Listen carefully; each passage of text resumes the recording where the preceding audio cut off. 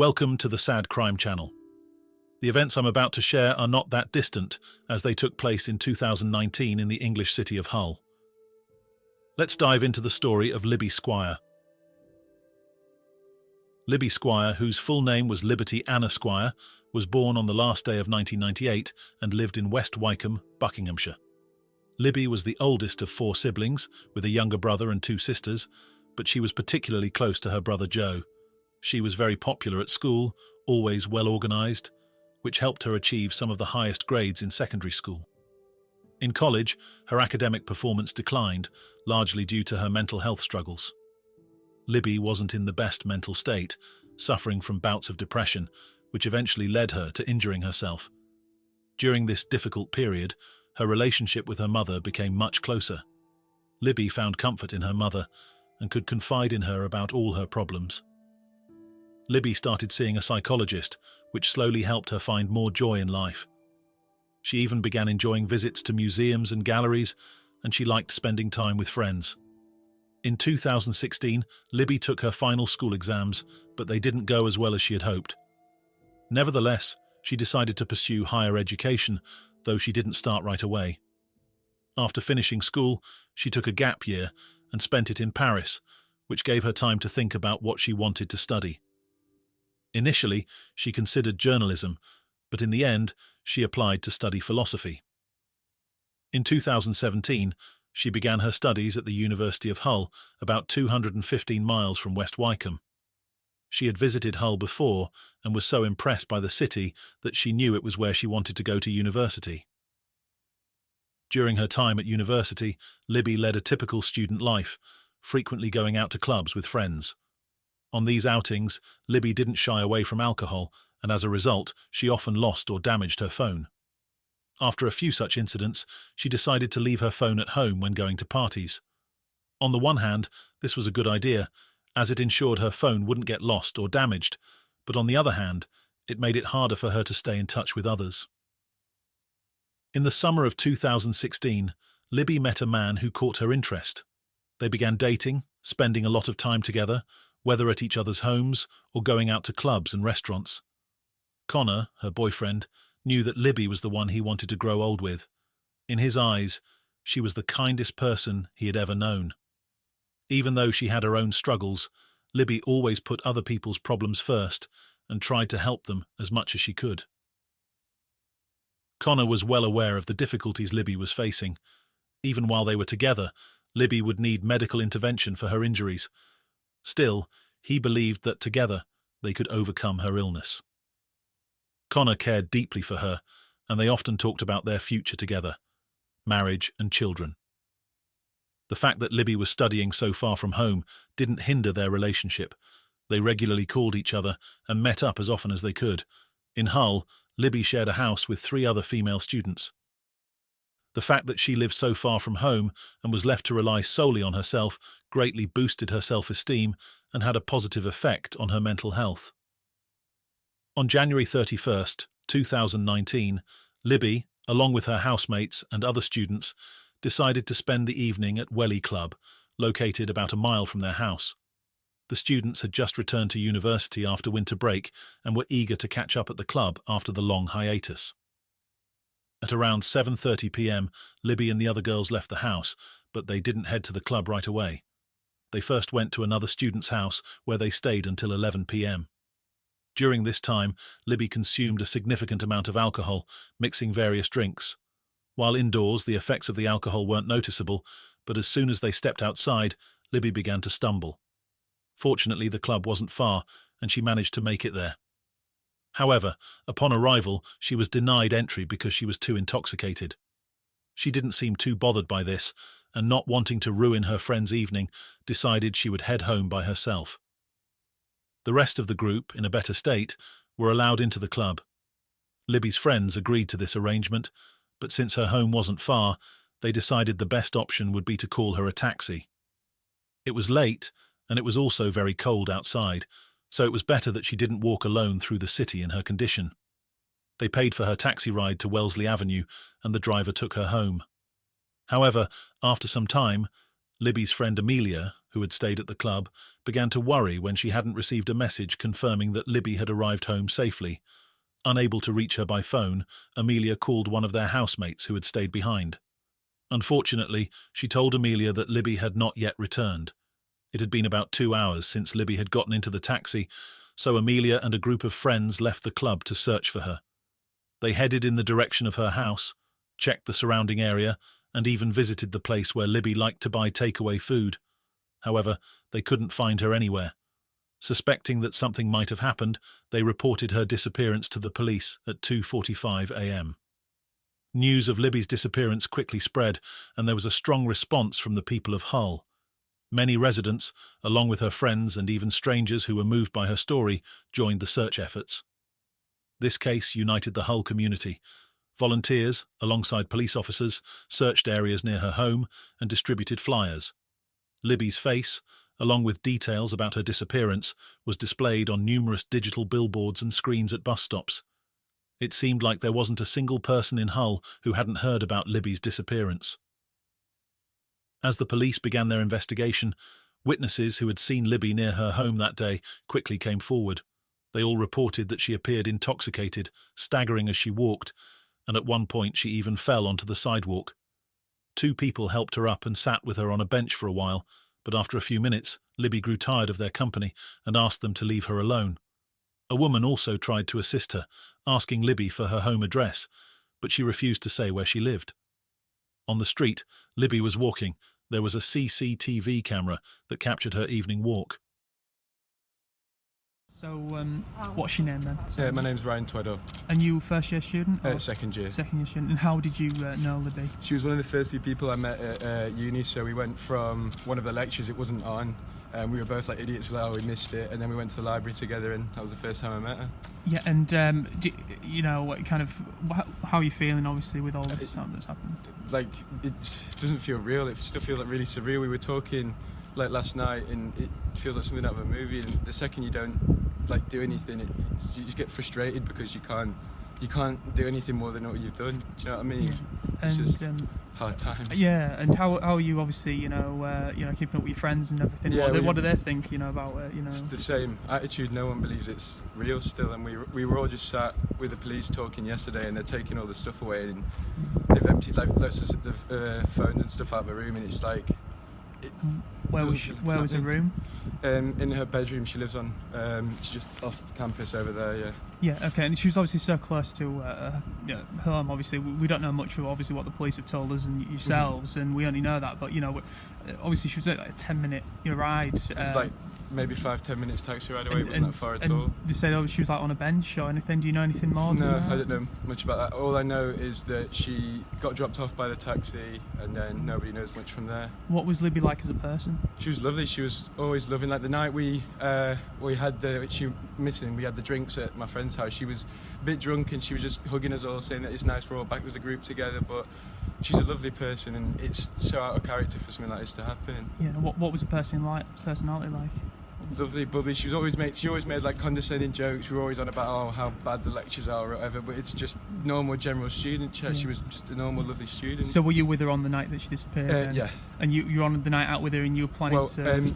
We were all in different groups. So I was with a group. I was with my friend, and we went to go get cash out before we went out. And as we got there, we found out she hadn't made it in, and then she was getting put in a taxi. Right. But then that's the last I saw of her. That's the last time you saw of her. Yeah. And if she's somewhere now, like you're watching this, what would you say to her? Please come home. We know we love you. All the support. There's over 200 people in there for you. Please come home soon.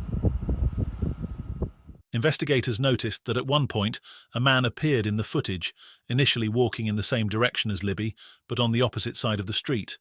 He then crossed over to join her. After a brief conversation, they walked together. They turned onto a street where there was a garage with a surveillance camera. Thanks to these recordings, it was established that a man driving a Vauxhall Astra parked outside the garage and left with Libby at 8 minutes past midnight. That man was 24-year-old Pawe Relowicz, who came from a small town in northern Poland. He was born in 1994 and came from a rather poor family. At 18, he decided to move abroad, knowing he could earn more money than by staying in Poland. Since his sister was already living in Hull, the choice seemed obvious. In 2012, Paweł moved to Hull and lived with his sister. After some time, his sister moved out of Hull, leaving Paweł behind. However, he didn't stay alone for long, because during one of his visits to Poland, he met a girl. She later moved to England and moved into the apartment where Paweł lived. After being together for several months, in 2014, they decided to get married.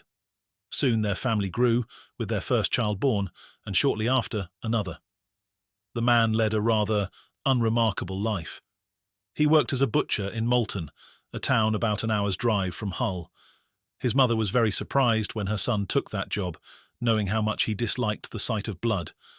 After work, he liked to spend time at the gym or play football. In his free time, he went fishing or searched nearby beaches with a metal detector. On weekends, it was common for him and his wife to meet with their friends. A normal life of a man with a few hobbies. However, Paweł had a secret, one that neither his wife nor his friends knew about. It only came to light when the police stopped his car. In the trunk of the car he owned, they found a bag containing sex toys and lingerie. All these items had been used, and as the police later determined, they were stolen. Because Paweł liked to go out late at night, wandering the streets looking for women he could spy on while they were changing. He also broke into their homes, stealing lingerie and erotic gadgets. He was particularly excited by watching couples during intercourse. He did it in a brazen manner. One couple, who reported the incident to the police, testified that Paweł climbed onto an external windowsill, pulled back the curtains, and simply watched what was happening inside. He wasn't even trying to hide what he was doing. At one point, the woman's gaze met Paweł's, and it seemed like it lasted forever. She saw his face and was able to sketch what the perpetrator looked like. At the time, the sketch didn't help the police, but after he was arrested, the officers reviewed it again and concluded that Paweł was indeed the voyeur. When going out so late, he told his wife he needed to go for a run, but instead he would get into his car and drive around the city streets, looking for women he could expose himself to. It all started in 2017, and from that time, Paweł regularly patrolled the streets of Hull. He happened to live in an ideal location, close to the city centre, where the university was located and where many female students lived. The police had received several reports of a man exposing himself or someone peeping at female students through windows, but these reports were not taken very seriously. On February 6, 2019, Paweł was arrested by the police. However, he denied having anything to do with Libby's disappearance. Immediately after his arrest, he claimed he didn't know anything about it, but the next day he changed his statement. On February 7th, Paweł presented a completely different version of events. He confirmed that the person who got into his car was indeed Libby. He saw the state she was in and wanted to help her by taking her home. However, during the drive, she began to feel nauseous, so he had to stop the car. When she got out, Paweł stepped aside to relieve himself, and when he returned, she was gone. That's where their paths separated, and the man had no idea what happened to Libby after that. However, he knew he was innocent. Paweł's family also believed in his innocence. His mother thought it must have been a misunderstanding. Her son wouldn't be capable of hurting anyone. She didn't raise him that way. He was a religious man who had never been aggressive and had never had any previous run-ins with the law. Paweł, in his letters from prison to his wife, also insisted on his innocence. He repeatedly emphasized that he was in jail by mistake. He explained his arrest by saying that the police didn't have any other suspect, and in fact, they didn't even know if the woman was alive or if something had happened to her. And since he was the only confirmed person who had contact with her that day, he became the scapegoat. The search for the missing Libby continued. She didn't have her phone with her, which didn't help the investigation. The police, using CCTV footage, determined that after Paweł picked her up, he drove to the area near a park. It was a vast area that included a park and sports fields. There was also a small pond and the River Hull flowing through the area. He stayed there for a few minutes, then returned home. 2 hours later, he returned to the area and stayed there for a few minutes, again. The entire area was searched, including the pond and the river, but there was no trace of Libby. When speaking with residents of nearby houses, the police received an important piece of information. On the night Libby disappeared, at 12:14 a.m., a man living near the park was awakened by the terrifying scream of a woman. The scream repeated several times, so the man looked out the window to see what was happening. He didn't see any woman, only a man walking by. According to the police's earlier findings, Paweł left that area at 12:19 a.m. Libby's parents took the opportunity to appear on television, where they appealed to their daughter to give any sign of life. They also called on anyone who might have any information about her disappearance to come forward to the police. Every piece of information could be important. Libby's parents, along with her relatives and friends, were left in uncertainty for over 6 weeks. On March 20th, fishermen fishing on the River Humber, into which the River Hull flows, spotted a floating body. The worst was confirmed. It was Libby. Pathologists were unable to determine the cause of her death, as the body had been in the water for too long. It was unclear whether the 21-year-old had been murdered, left in the cold, and died from hypothermia, and then her body was thrown into the river, or if she was thrown into the water while still alive. However, it was established that before her death there had been sexual intercourse, and the DNA found belonged to none other than Paweł.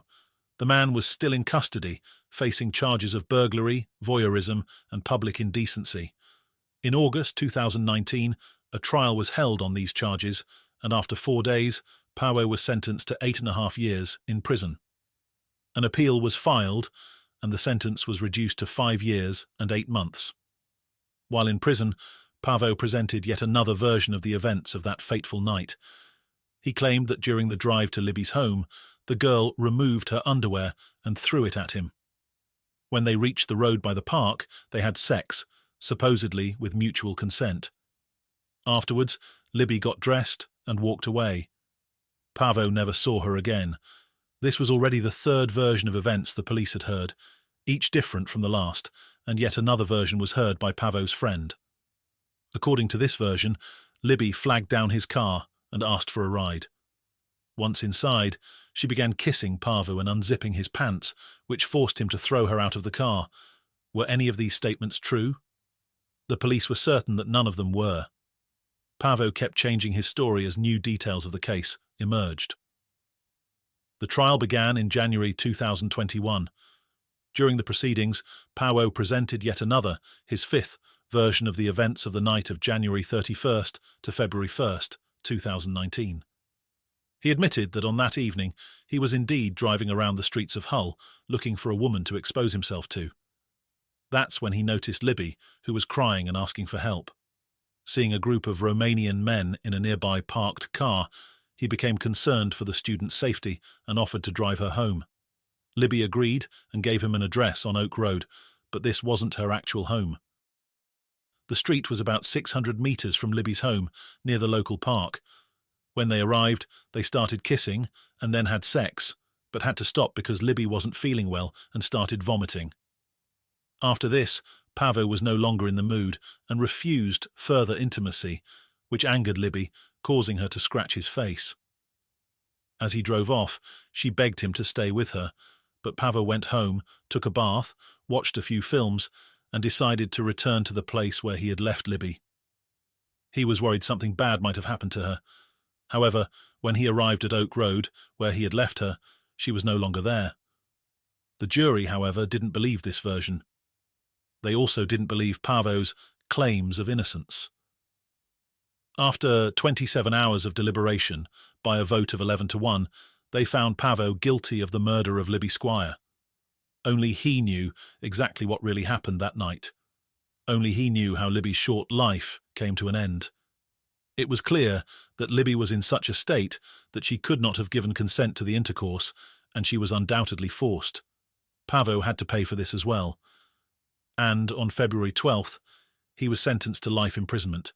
He can apply for parole no earlier than after serving 27 years. Paweł's wife was shocked by her husband's double life, with newspapers dubbing him the butcher from Poland due to his profession. She had suspected him of having an affair, but it had never crossed her mind that the man she loved could be hiding such a dark side. The woman left the UK with her children and moved back to Poland. There, she met a man with whom she is now in a relationship and who is the father of her third child. That is the end of this story. Thank you for listening to it until the end. Until next time.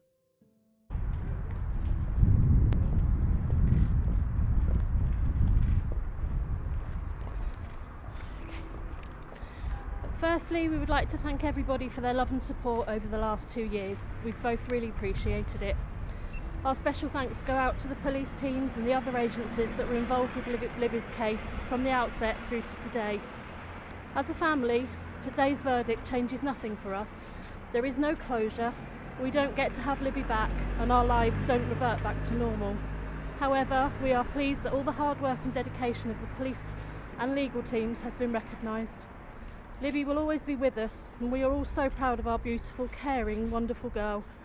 And although she has been physically taken from us, the memories we have and the love we share will never be taken. Thank you. Thank you.